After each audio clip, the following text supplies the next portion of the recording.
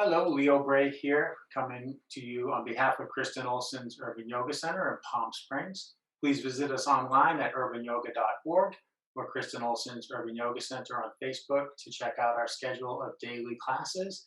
And also notice that there's a tip jar there, mechanism where you can electronically contribute to support our offering of classes on Zoom and on YouTube. You can make contributions via Zelle or Venmo or PayPal. So today, no one signed on to take this particular Zoom class, which was the local 10 a.m. Pacific gentle class. And students have expressed that they like having some shorter videos to choose from on YouTube. And so in response to that feedback, when no one signs on for a given class, what we'll do instead of recording an hour-long practice, record a shorter, more focused segment. And then when you come to the YouTube selection to pick something to do and you don't have an hour to give to a full practice, you'll have some things to choose from in shorter time increments. So this won't be a complete practice with the opening and closing bits and warm up and cool down, just some brief things you can do, postures or movements to explore in specific areas. So today, going to focus a bit on undoing hunching in the upper body. And even as I look at myself in the video, I know my shoulders are forward a bit, my chest is a little collapsed. And we get this a lot in our culture. We're a very front body focused culture. We tend to ignore the back body. And what that does is we're rounding forward. We carry unnecessary muscular tension, excess tension in the neck and shoulders. And when the shoulders round forward, we're closing some of the space where the heart and the lungs live, the heart chakra, the energetic heart center. So we can do some things today to work at undoing some of that. We can even, just thinking of the video here, maybe when I started talking, I was like this. 6 years ago, before I started practicing all the time, maybe my default posture was more like that. And the goal is not to walk around all day pinning your shoulders back in this like uncomfortable kind of stance, but to arrive at a more open posture through practice so that it's not a conscious effort to be more open and more upright, but that it becomes automatic. So anytime that we spend when we're looking at a phone or reading a book or a newspaper or driving a car, typing on a computer, these are all front body focused things which tend to encourage this rounding forward. And some positions in the neck where we might be straining this way or this way. So just do a few things here to see what we can do about opening the heart up a bit. So I've got these blocks set up here to show you something that sometimes we use this as a beginning posture for a class. And this is a setup that the Iyengar folks call a lung bench. So I've got two yoga blocks here. Actually, I'm looking, maybe gray blocks on the gray mats isn't the best visual, so pardon me a moment. We've got all these other blocks. Just noticing on camera, these gray blocks sort of disappear into the gray mat. So here's some more colorful blocks. We can see them better. So we've got one on the middle height and one on the low position. And they're running across the mat like this. So shoulder blades go here. Bottom of the shoulder blades, if you're a person who wears a bra, the bra strap is a good reference point for where that block goes. Maybe you're not so in tune with where the bottom of your shoulder blade is. And this is for the back of your head. That's easier to sort out. So we come down. You can plant your feet like this or bring the soles of your feet together. You might do legs extended, whatever works for you. Going to come down and bring the bottom of the shoulder blades onto the block. See, I aimed wrong. Now I get the bottom of the shoulder blades on the block. And then this other one will go under the back of my head. So we do this to let gravity open the heart space. You can rest out on the block in this support blocks in this supported posture. Now, once you're here, we're doing this, we're aiming at opening the heart. So you can do whatever you want in your lower body. Maybe legs extended like this feels good. Maybe soles of the feet together. Now, a lot of people, when they put the soles of the feet together like this with the knees splayed open, like to put blocks under the knees to take the weight of the legs. So if you've got that many blocks, you could do that, or put pillows under there. Or maybe just rest the soles of your feet on the mat. You could have your knees leaning towards each other to make the lower body more passive. So find comfortable stillness on your propping, whatever that means for you.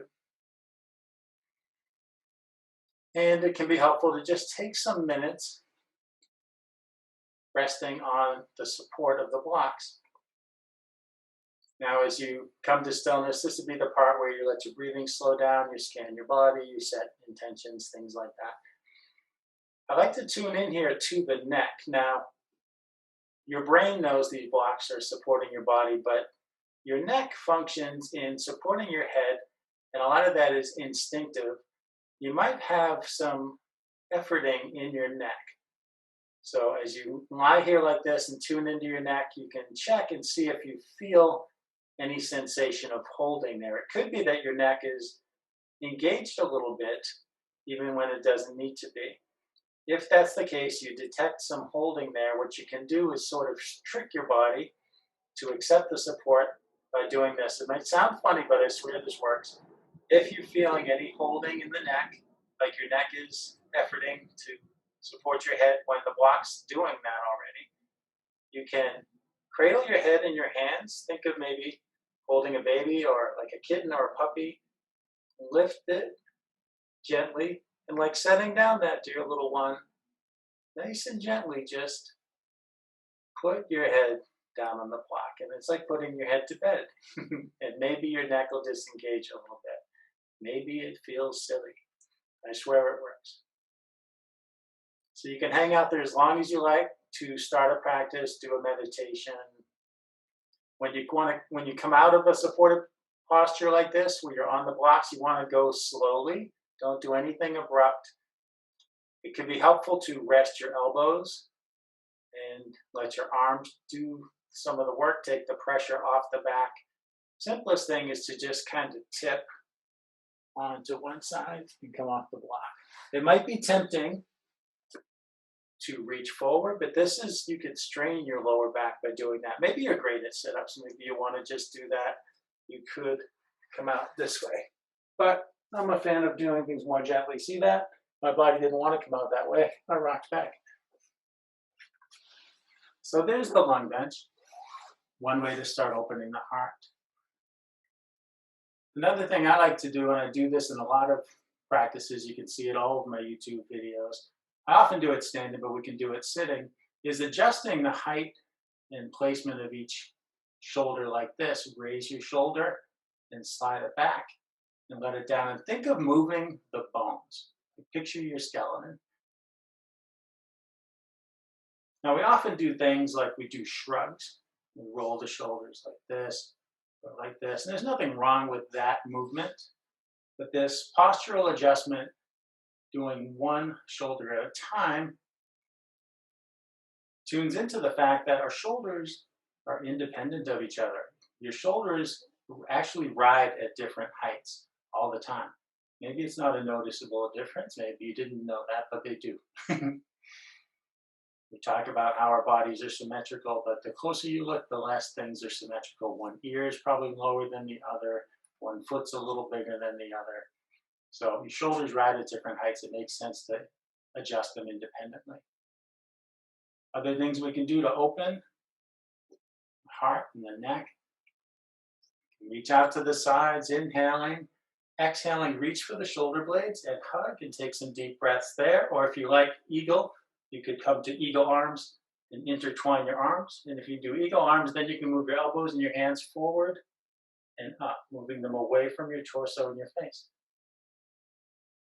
Inhaling, we open up, and then exhaling, cross the opposite way, grab the shoulder blades, or take the eagle arms.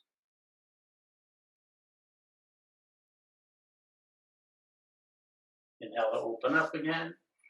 Exhale to let the arms down. So we could do side bends from here, and we have a side bend that also gets into the neck with some traction. So we inhale, reach up. Exhaling, let the arm drape down. Let your fingertips come over by your ear. Just let the weight of your arm bring your head to the side. And you might lift the opposite hand a little and reach out through your fingertips. So we do this to lengthen this trapezius muscle. So it's not a lot of height in the hand. Maybe you can feel the point. If I go higher than this, now my trap is getting shorter. With practice, you can tune into like, what's the longest? Right there is the longest for this trapezius. Spending a few breaths there, let this hand down, let the neck stay passive. This is another sort of sounds funny but feels great. Takes some practice to get used to. With your neck passive and relaxed, let your hands slide over and slide down, and use your arm and your hand to lift your head. So you're giving your neck a break, like we gave our neck a break when we picked it up off the block and set it down like a puppy. Inhale, exhale, gently bring the head over, and maybe extend out. Maybe this lifting the other hand or reaching out doesn't feel good for you. Maybe you think of breathing into any tightness you detect. So if this feels tight, think of sending your breath right there. We know the lungs don't go up that high, but it's funny what your mind can do. You can have a cramp in your foot and think of breathing into your foot, and the thought can help the cramp. The power of your mind is crazy. Let the hand down, let the neck stay passive, let your hand slide over and down, and nudge your head back up. Real simple and very effective thing we can do for the neck is some really slow, deliberate circles. Let your chin come down towards your chest, and do whatever you want with your hands. Maybe your hands are out at the sides like this, or resting on your lap or on your knees. And just really take your time, roll your ear towards your shoulder, and let your head tip back. Other ear towards your other shoulder. You know what a circle is. Go as slow as you can stand it. Take some in each direction. If you encounter a spot that feels tight, maybe you pause at the tight spot and you go back and forth. We refer to having knots in our muscles sometimes, knots in the back, knots in the neck. So maybe you can loosen or untie any knots you might find. Go as slow as you can stand. We can do seated from here. We can do movements like cow pose and cat pose. Inhale, bring your heart forward, let your head tip back. Exhale, bring your heart back, let your head tip forward and down. And you can also come up on your hands and knees and do cow and cat the traditional way. And it might feel very different. Pretty similar benefits, no matter which axis you do it on. Now we'll get into something a little more involved. We won't need these. We'll get these out of the way and out of the frame. So instead of using those props, we're going to use the biggest prop we have, the floor. Sometimes the wall's a prop, sometimes the floor. So come down onto your belly. Now you might, in the course of a flow practice, you might come from a plank down like this, but you don't have to plank. You want to come down on your belly, rest your chin, reach your hands out to the sides, palms down. So we're going to use the floor like a great big prop. And you can imagine, depending on what your floor is, I have a carpet here, so I'm thinking Velcro with my right hand. If you're on a hard floor, maybe you think of a suction cup. Walk the other hand in and press away from the floor. Rock up onto your hip, and then press that shoulder to the floor so you're lying on your side. Now maybe that's plenty, just opening the shoulder there. If you like, we have options to go further. You might lift the top leg away from the bottom leg, let your heel drift back. Maybe you bend your knee and see what happens. So the weight of your leg might draw your foot closer to the floor, maybe a little with each breath. And this hand can stay here, supporting and steadying you, or you might explore bringing your arm up and exploring rotation in the shoulder socket. Think of an owl turning her head back and forth. You could also take a bind and bend your elbow, reach your hand to your lower back. And of course, you could do this arm extension without moving the leg. You could do the leg extension without moving the arm. And you want to take your time to come out. So having done both, first, we'll bring the hand back, because this will really steady us as we undo the leg extension. So I lift my foot, I extend my leg, I lower it down. Walk this hand back out. I'll go ahead and do the other side and then give you the other view of what that leg extension looks like, because I realized my leg disappeared from the camera. So I'm doing it faster than you'll want to do it. I'm just doing a little fast forward version. Not rushing, but just a condensed, short kind of video here. Leg goes up, knee bends, and don't push your foot towards the floor. Just let breath and gravity do the work, see what happens. So maybe your foot touches down, maybe it doesn't. The first time my foot touched the floor, it shocked me.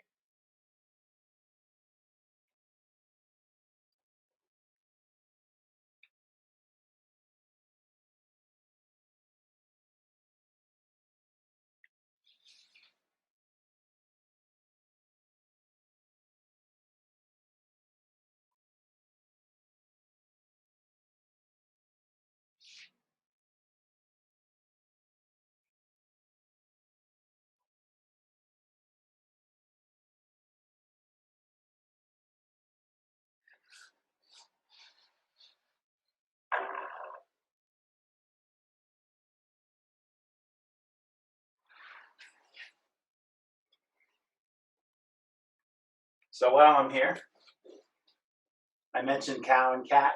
We did them seated. This is what they look like.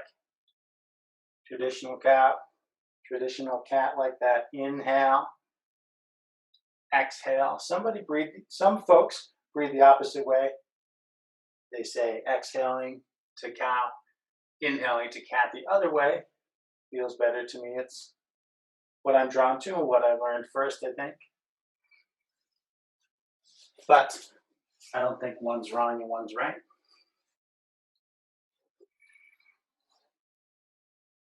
So there are a few things you can do to open the heart space, help out your neck, undo some of the hunching forward that we all do in this front-facing culture. Maybe especially the last several months when you've maybe been home more, maybe been online more than usual. Maybe you're hunched a little forward, a little more forward than in previous years. Again, please visit us online at Kristen Olson's Urban Yoga Center on Facebook or at urbanyoga.org via web browser. Check out the class schedule and visit the tip jar. We have Zoom classes every week. Zoom classes end up on YouTube here. And 4 days a week we have live classes in Ruth Hardy Park, in the northeast corner of the park, next to the school, near Avenida Caballeros. You'll see a big sign on the sidewalks at Urban Yoga Center, poster on a big sandwich board sign. Just following straight in from the sign onto the lawn, you'll see some yogis out there among the trees in the shady corner of the park. That's Thursday, Friday, Saturday at 8:15 and Sunday at 9:45. Different teachers there every day. And questions and feedback are always welcome. That's not just people joining in person or people joining via Zoom, but you on YouTube, please use the comments field and let us know what you think. Feedback helps me become a better teacher. That's an ongoing and lifelong process. There's always room to improve. And it was feedback from students that prompted making this short video. So stay tuned for those.